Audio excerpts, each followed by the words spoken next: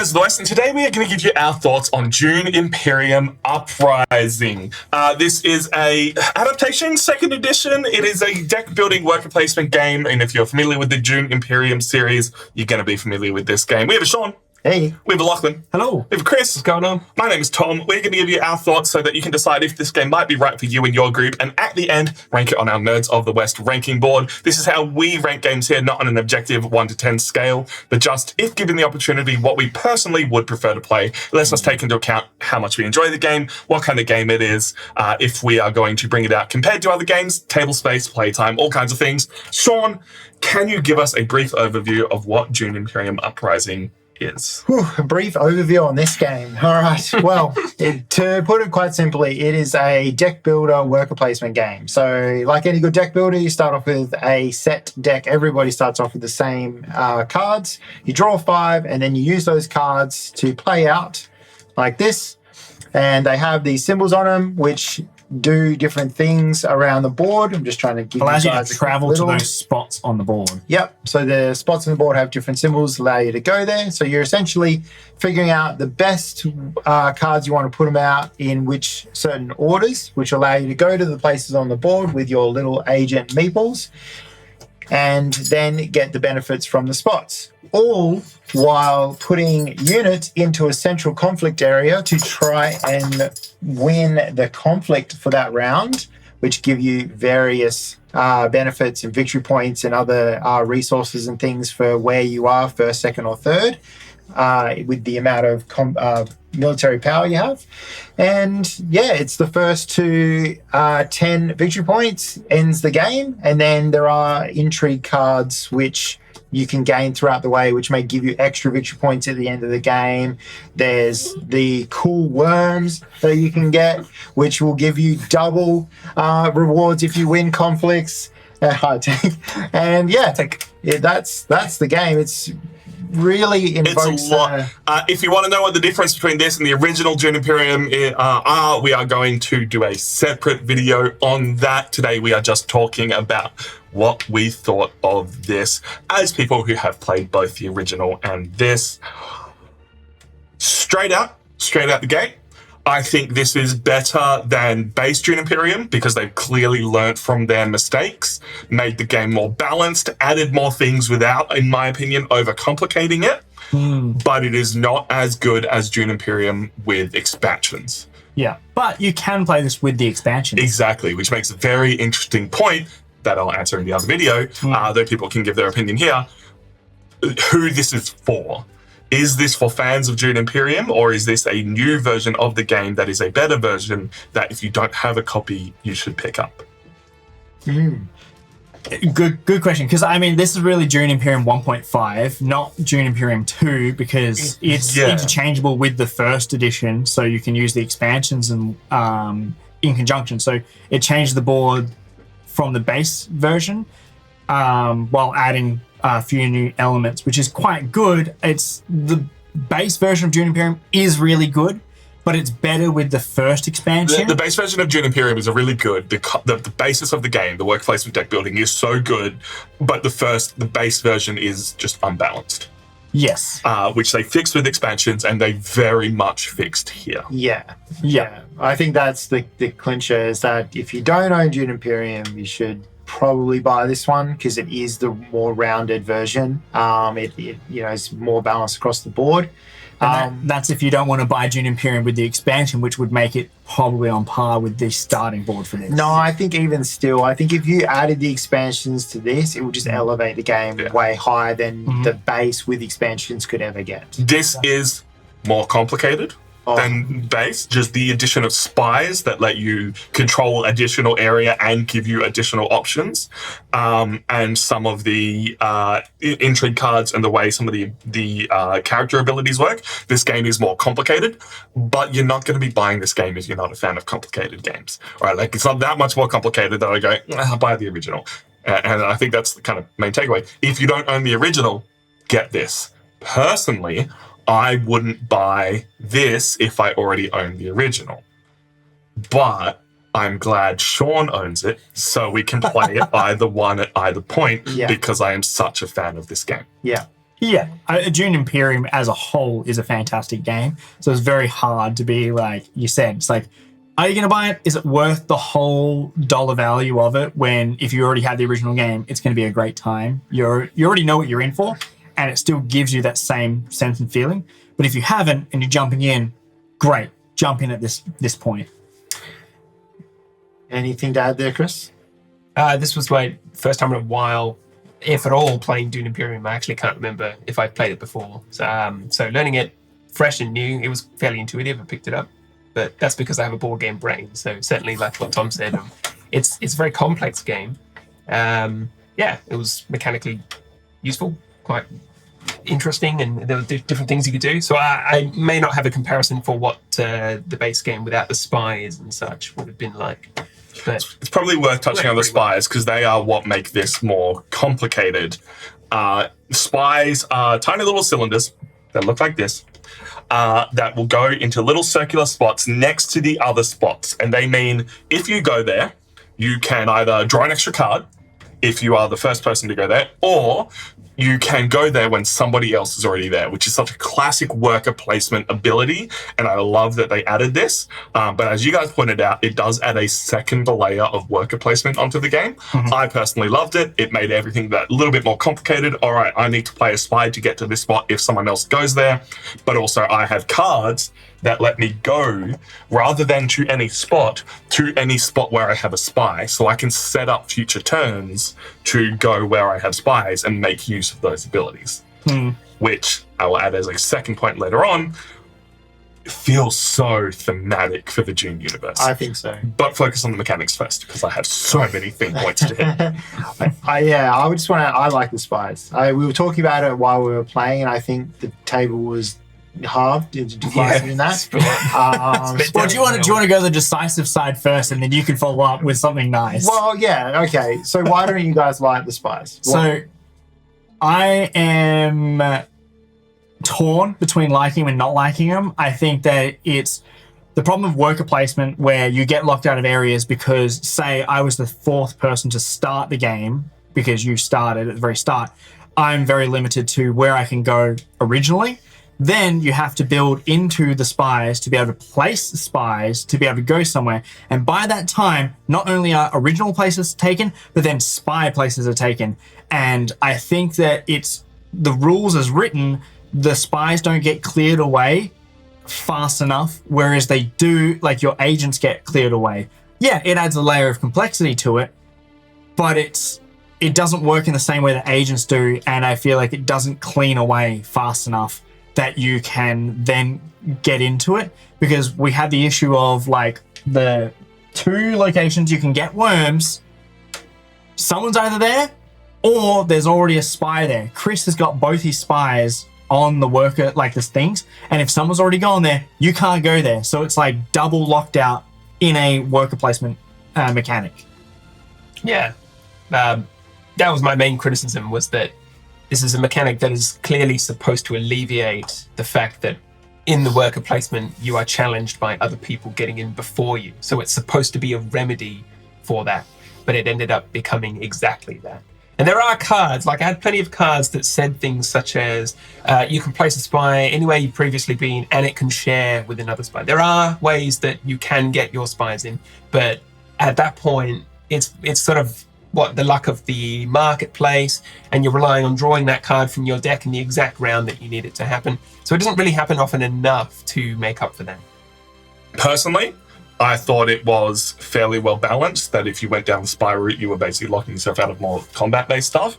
And it just comes down to this game has so many options that come out of what spaces you need to take, what cards you buy, what cards you draw each round, that I felt the spies just added that additional layer of strategy, both in blocking people out and letting you go places. Well, that's where my game style was very base game-esque, where I was like, there's no point in me even worrying about spies. That's actions that are taking away from other things I could be doing. Yeah. But I just want to cut in, your guy lent into that. Your guy was base game, getting troops on the board, winning conflicts, that is which true. is the crux of the game. Whereas mine was around spies, so I sort of had to lean into that side of things. Yeah, so this is Lockie's guy. I try to utilize mine as much as possible. I had Gurney Halleck, and it's during the reveal phase, if I had 6 or more combat, which is not hard to get, 3 guys in the combat zone or adding combat power during the reveal would bump you up on that, which would give you an extra influence. So trying to use that as much as possible to buy more cards. To be able to basically just play the card part of the deck building game while we played the area and control aspect of the game. And then my signet allowed me to place an extra guy in. So it was easy to get a 3rd guy because it would say, use the signet on a combat area. I get to place a guy in my garrison and then move him in as well, which made that getting that, it actually was really good, but had nothing to do with spies. Yeah, and I mean, mine was spies. So I had Lady Margot Fenring, as you can see there, and she is all about Rax Informant, so putting spies out onto blue spaces on the board. You just controlled that area. Yeah, which I didn't really get going, so I think that definitely hurt my playthrough. But there are multiple different cards that you can play with. We did the old deal to pick one. So I took the one that had a double-sided character card, which I thought was so cool that I was setting up future plans. Basically, whenever I took my signet ring main action, I got to remember military memories from way back, which leads me into, as a fan of Dune, this is so thematic, and every addition they have made in this, with all the different spaces, the wall, the worms, adds to the theming of this game. And I have said it 100 times, when the theming and the mechanics match, it makes the game that much more enjoyable for me. This game just oozes theme out of everything, out of the art, the cards, the actions, the mechanics, everything. Just it's one of the few board games where it's based off of a franchise, then it's been turned into a film adaptation, and then the board game is based on the film adaptation. Yeah, all the art is from the film. Right? As opposed to a game that is a franchise and then they've just used random art, like Spartacus, for example, had 2 different versions, and one was TV series and the other one was just made up art.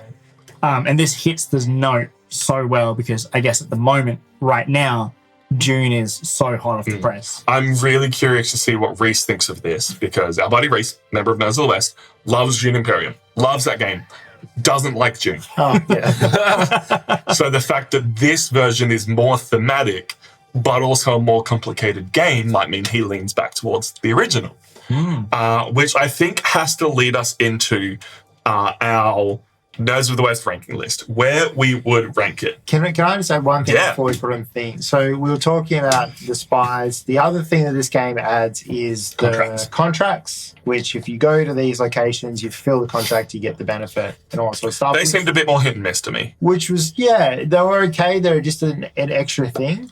Either you got them or you didn't.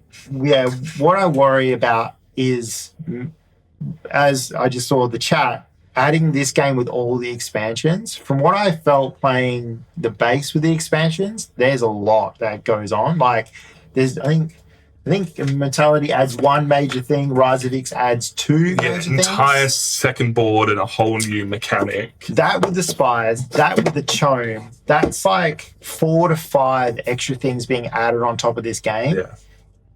I worry that the game might lose itself after that much. I think there will just be too much to do. Well, have to do it as a separate stream in the future. It become unbalanced, right? Like, this is perfectly balanced because it's designed to be a self-contained thing. They do give you instructions on how to incorporate it in, like the Uprising, not Uprising, Rise of X replaces some of this board top area in the base game, but it doesn't in this version because this is all refixed. Yeah, because you wouldn't have the spies in the other version. Exactly, yeah. Yeah, but I think the chomes were I definitely want to give it a go.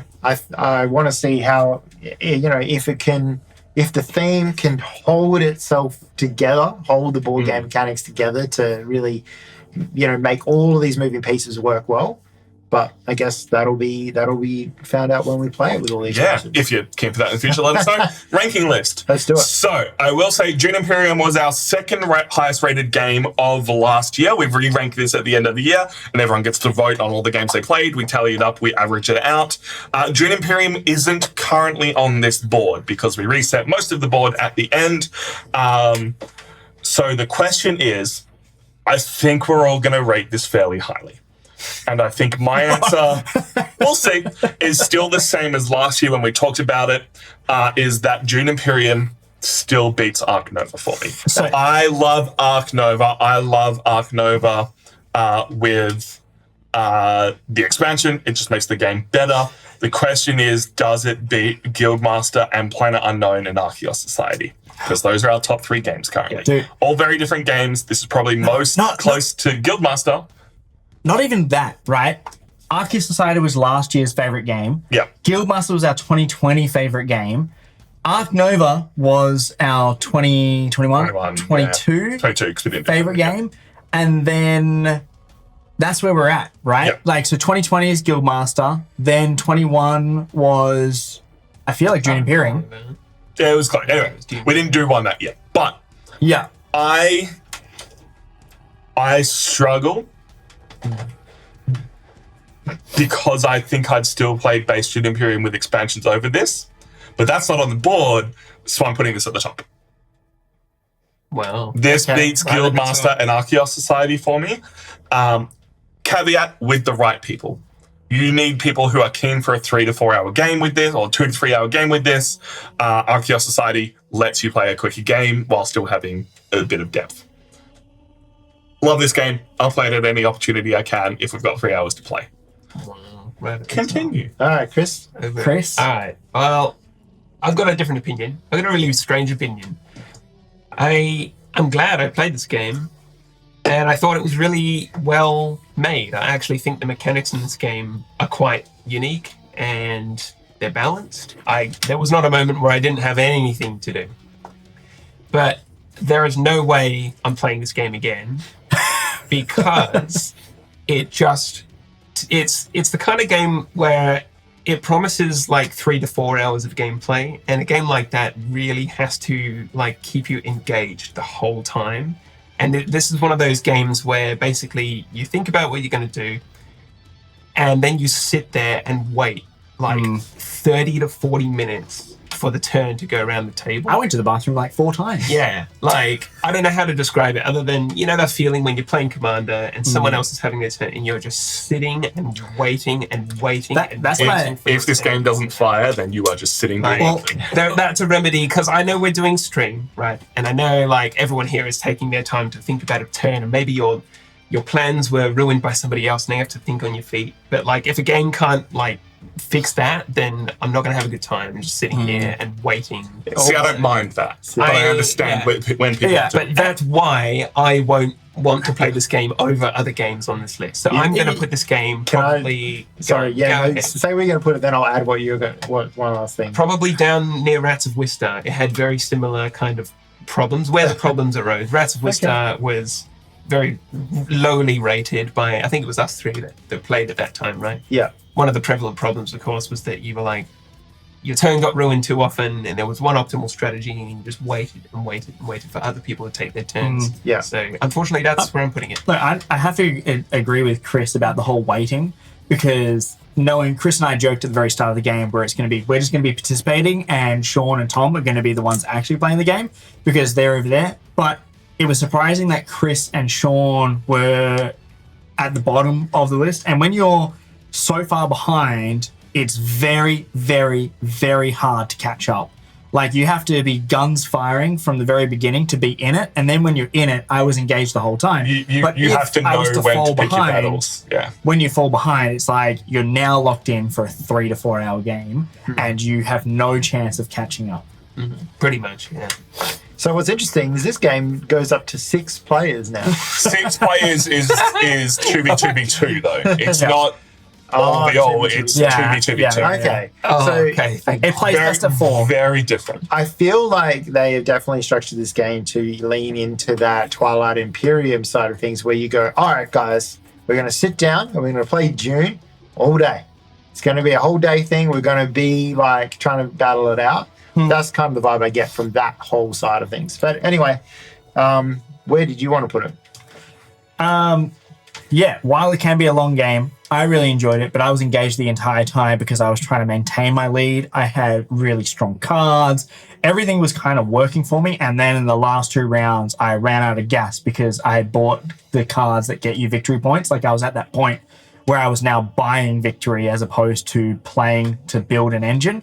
And I think, yes, it's complicated, but as far as worker placements, it's not a complicated game. It's really straightforward for what you can do in your turn. I have played more brain-melting games, like more complicated brain-melting games than this, which is why it's not so problematic, but I do understand Chris's frustration. That's why I hate Battlestar Galactica, because players just takes so long. It takes 40 minutes for your turn to come around. Oh, you're going to love Twilight Imperium next week. Yeah, get ready for 4 hours. Twilight's going to be 10 hours. I mean, per turn. Oh, Yeah. But I did really enjoy it, and I could see myself pulling it out again because it is not overly hard. That it could be faster, and it could be faster, and it could be faster if you play it enough times, and there's enough depth that you can do an array of different things while working around everyone. And I would probably play it.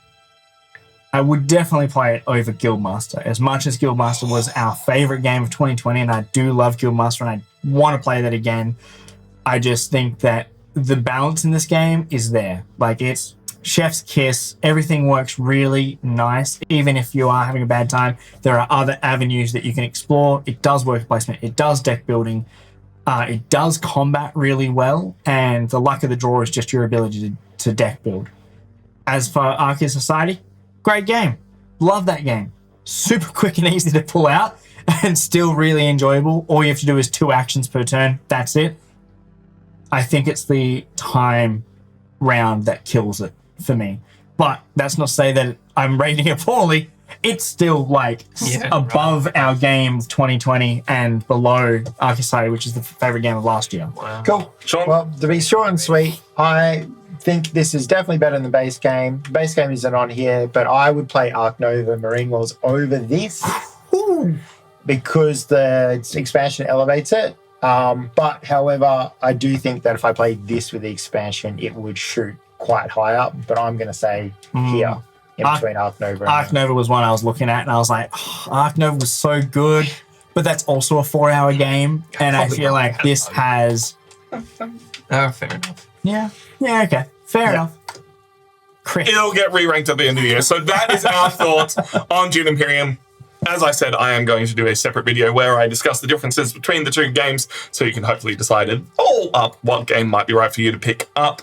We do this every single week. You can join us live, or you can catch all our other videos on YouTube. We've had a Sean. Hey. We've had a Lachlan. The spice must flow. Chris. Sorry, Dune fans. My name is Tom. Thank you so much for watching, and we will catch you next time. May thy knife chip and shatter.